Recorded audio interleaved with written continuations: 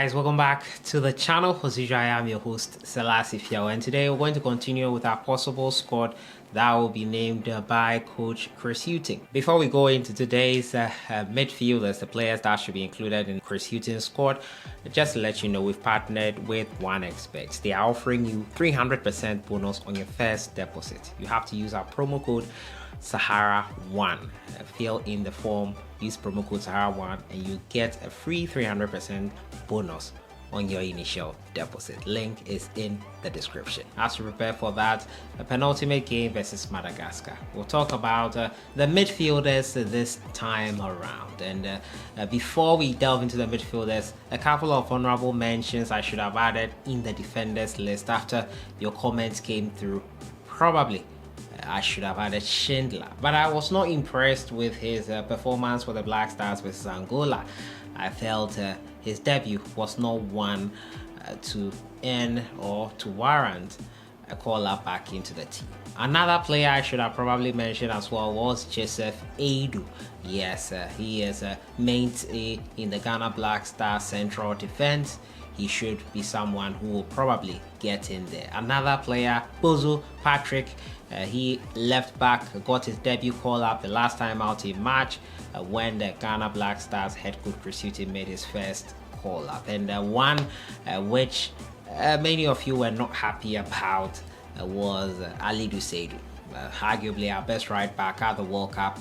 Yeah, rightly so, he should have been in there. Ali Seidu deserve to be in my possible defenders for that list. That being said, I still feel that squad I named in that defense is still strong enough to overcome the Madagascar test and for future Black Stars assignments. But those four guys, honorable mentions, and Ali Seidu, rightly so, should have been in there. Today we'll talk about the midfielders, but as usual, subscribe if you have not. Click on the notification bell to get more updates. Before I delve into the midfielders list, a shout out to some of you that passed comments on my previous video. Ebenezer Ama Ejare, thank you for commenting on the video. I appreciate you and watching, taking the time to watch my videos. And Ray Media, also thank you so much for commenting here, and we appreciate you a lot. And Otu Isaac, he said he took a picture with me, but forgot to take my number. You can send us an email to Isaac and then we'll follow up from there. Can't post my number obviously in the comments. Let's jump right into it and deal with the midfielders here. And the Ghana Black Stars, as I said already, are preparing to take part in their penultimate Afcon Qualifier game.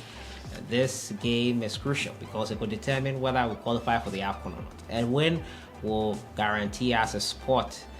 Win will secure us possibly top spot in the group in qualifying, which will earn us a position in pot 1, which gives us sort of a favorable draw. But there's no such thing as that. If you want to win a tournament, you have to be ready to face any country you possibly could face. Let's jump into the midfielders, and the number one on my list is Thomas Partey. And before I continue, the midfielders will include wingers as well. Partey this season with Arsenal unfortunately could not end the club's 20-year wait for a trophy. That's the Premier League. The club has been without the Premier League since 2004, and the 20-year wait has to continue as the Gunners fell short. Manchester City overcoming them and getting the win and the trophy they wanted so badly. Partey this season has played 32 matches for the Gunners, 27 of them being starts. He scored 3 goals and has been named in the Team of the Week once. Thomas Partey, as usual, has been great with the Ghana Black Stars. In that game, he played versus Angola in that doubleheader. Proved immense, and I enjoyed watching him. I'm expecting another performance from him. His form has waned for the Gunners for a while now, but I still feel he is the man to go to for the Ghana Black Stars.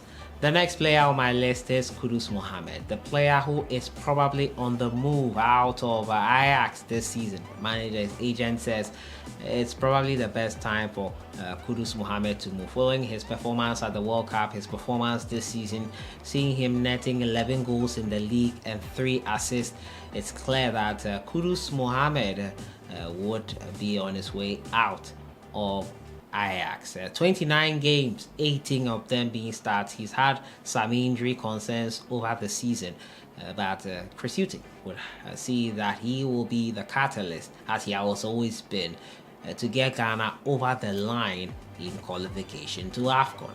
The first assignment for Hughton. Francis Amuzu is the next player here. After clarifying that he did not mean he would never want to play for Ghana, he has declared himself available for selection. Francis Amuzu posted on his Instagram with the Black Stars flag, declaring that he was ready to represent Ghana. I think he'll be a great addition to our midfield/wing. 32 games this season, 26 of them being started. He scored 3 goals and provided 6 assists. It'll be interesting to see how he performs with the Ghana Black Stars as we prepare to take on Madagascar. It'll be interesting seeing Francis Amuzu wear a Black Stars jersey. Belgian man who played with the youth side in Belgium. We'll see how he performs for the Black Stars should he be called up by Coach Chris Hughton. Osman Bukari, great season so far. Last night his team won the Serbian Cup.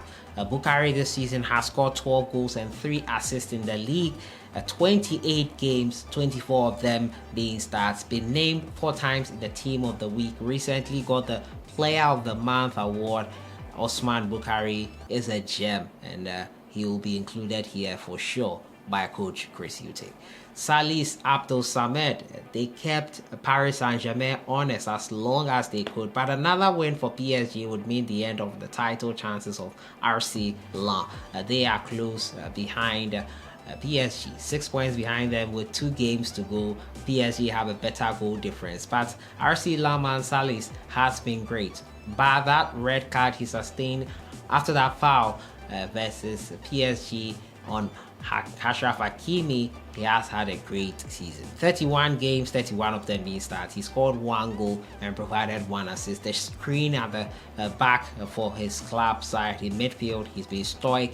He's been amazing for them, and I've been impressed since he has been introduced to the Black Stars team. A great player, a great midfielder in the making, in my opinion, and I think he would continue playing for Ghana for a very long time should he maintain this form. Amaldine Sulemana is also another player I would include in here, but the Ghanaian is more likely to be with the under-23 team for the tournament that kicks off in the latter stages of June. So I was a bit tentative on whether to include him or not, but Kamaldeen Sulemana, whose first half season in the Premier League did not go according to plan, his club getting relegated, is also another one I think Chris Hughton would include here if he is not with the under-23 side in Morocco, helping Ghana to get to the Olympics. Joseph Paintsel, 34 games, 32 of them being started, 6 times in the Team of the Week, 15 goals and 11 assists.